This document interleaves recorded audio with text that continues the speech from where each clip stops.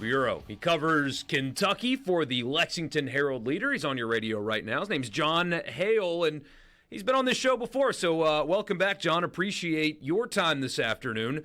Let's start here with a look back to last week. How much did we learn? How much did you learn about Kentucky in their game, their win over Toledo? Not sure I learned a whole lot. I learned a little because there were so many uncertainties about this team with more than half the scholarship players are new to the roster between the transfer class and the freshmen coming in. So we just didn't know a lot going into it. And Toledo's not a bad team. Picked to win the MAC preseason. Obviously beat Mississippi State last year on the road, beat Pitt in the bowl game, had a lot back from that team. So it was not your typical week one kind of mid-major conference pushover. That being said, Kentucky, there were good things and there were plenty of bad things too. The run game looked okay. The offensive line looked improved. The defense played really well for the first, 3.5 quarters. The passing game was terrible. I don't think the passing game is quite as bad as it was last week, but maybe the defense is not quite as good as it looked either. So I think until we see them play some SEC competition, there's still a lot of questions about this team. Lane Kiffin was asked this week about if you can look back to previous times. He's played Zack Kalzada in particular because Kalzada, obviously with A&M, did play Ole Miss. And can you take anything away from that? And his answer is basically no, because new systems can create new players.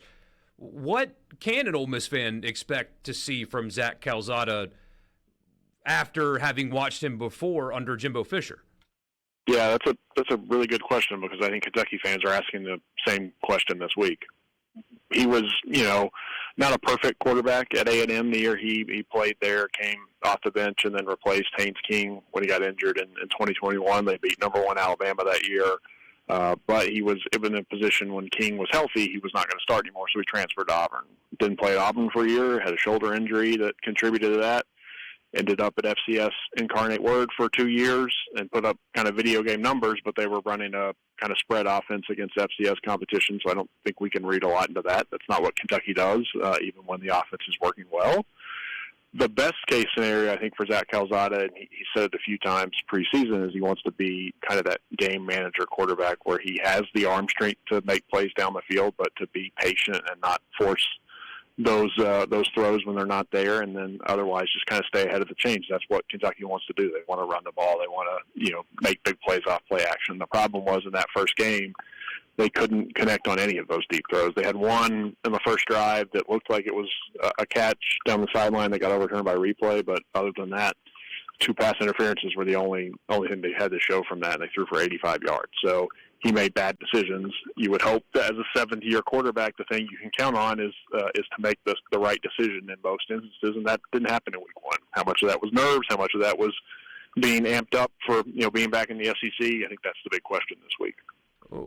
We're going to talk later about how much you can take away from last year's game. I mean, Ole Miss and Kentucky have played a series of really close games each of the last 4 times they've played. How different is this Kentucky team personnel-wise than the one that came to Oxford and won last year? Very different from that team, especially on offense. I mean, basically, they have 3 starters back on offense. The center, Jagger Burton, played left guard last year, so he's in a new position, even though he's a returning starter. So really they have their right guard and their tight end back. The tight end, Josh Caddis, is the guy who recovered the fumble in the end zone for the game-winning score last year. So, that's at least one guy who was a big part of that game. But, obviously the huge 4th down play to Barry on Brown. Barry on Brown plays for LSU now. Brock Vandergrift, the quarterback, retired. He's not there anymore. The running game is completely rebuilt. They have Dante Dowdell, who's a transfer from Nebraska, a Mississippi guy, who ran for 100 yards last week. And then Seth McGowan, former Oklahoma running back from back in the day who spent last season at New Mexico State, kind of a 2-headed rushing attack that, the offense looks very, very different with the same coordinator, the same style, but the personnel is almost completely different. Defense, they have some more guys back, but still a lot of change, especially up front. The one thing they were able to do against Toledo that we didn't see a whole lot last year is they got a fair amount of pressure without having to bring extra blitzers. We'll see if that holds up against SEC competition. Maybe that'll be a plus for them. But the scheme is the same. Both coordinators are still there. They're going to try and do the same stuff that Kentucky does, but the personnel is very different. So you mentioned it, especially on the defensive line. Ole Miss had real trouble with Kentucky's defensive front. A lot of those players gone, as you mentioned. One in particular off to the NFL that was a big thorn in Ole Miss's side last year. Are they as good up front on defense as they were a year ago? They're different, and so it's so hard to judge Kentucky for that question, because when I was in Oxford last year and I was leaving and in the elevator walking to my car with somebody, we were sitting there thinking like, oh well, the schedule really sets up that they had Vanderbilt and Auburn and Florida the next 3 games after a bye week, and none of those teams looked great at the moment. You thought, wow, if they can sweep that, they're going to be in the playoff discussion when Tennessee comes to town in late October, November, and then they lost all 3 of those games and were kind of an abject disaster in the second half. So you mentioned the defensive line there. Deion Walker, who ended up being like a 4th-round pick, was projected as a first-rounder coming into the year, looked good against Ole Miss, but was really never the same player after that again. So that's a long way to say that I think the defensive line for Kentucky right now is better than it was for most of last season. Whether it's better than it was in that Ole Miss game, that's I think a fair question at this point. They're different for sure. They're not quite as big, but maybe they have some more athletic guys. One of them, though, McQueese Humphrey Grace, the defensive end they signed from South Dakota as a transfer, is supposed to be a big part of that pass rush. Had an ankle injury last week, and so we'll see what his availability is when the injury report comes out tonight. Is Mark Stoops honest on those reports, or do they do a little gamesmanship the way that Lane Kiffin sometimes does?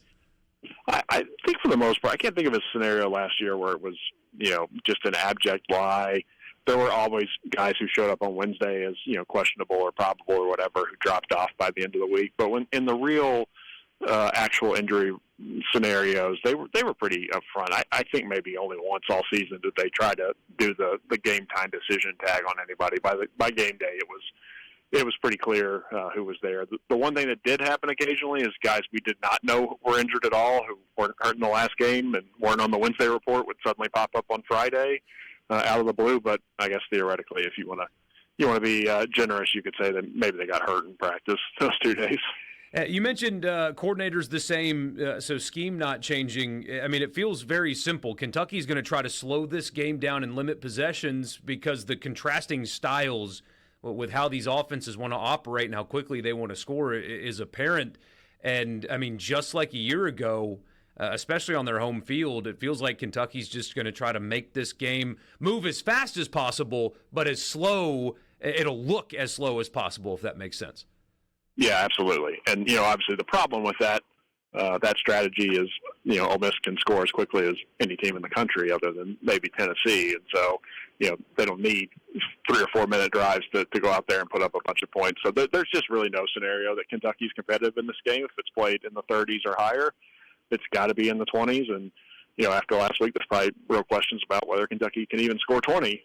But that was enough against Ole Miss last year. Maybe that worked. So we know that in those first 4 games before they played last year, Ole Miss, I think it scored 40 in every game and then went out and got kind of shut down by Kentucky. So I don't know that either result from week 1 for these 2 teams tells us a whole lot, but we're going to find out if Kentucky's defense is good or not against this opponent for sure. If Ole Miss can protect Austin Simmons, he's got a pretty could be high level to elite complement of weapons. What do you think about Kentucky's secondary and their ability to cover in this game? Who would be somebody that an Ole Miss fan needs to watch out for covering Trey Wallace or DeJon Stribling in this game?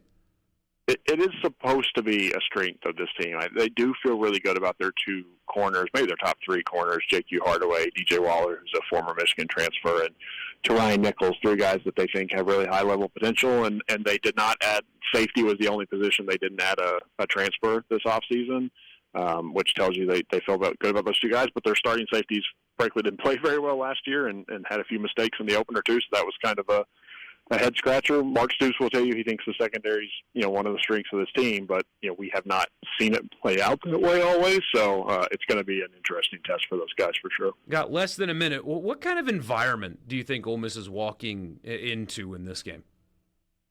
It'll be interesting to see because, there are a lot of Kentucky fans who want change and are just convinced they're going to be terrible this year after the way last season ended and are not very happy at this point. But I do think for big games, especially early in the season, last week wasn't great, but they won. There will be plenty of people here excited and rooting for it. It's just the first sign of adversity. That's when you really have to wonder, what's going to happen with this team? How's the crowd going to respond? It's not sold out yet. I'm sure there will be plenty of Ole Miss fans here because it's not a trip they get to make very often, but the support will be fine to start the game. It's just a matter of if things go badly in that first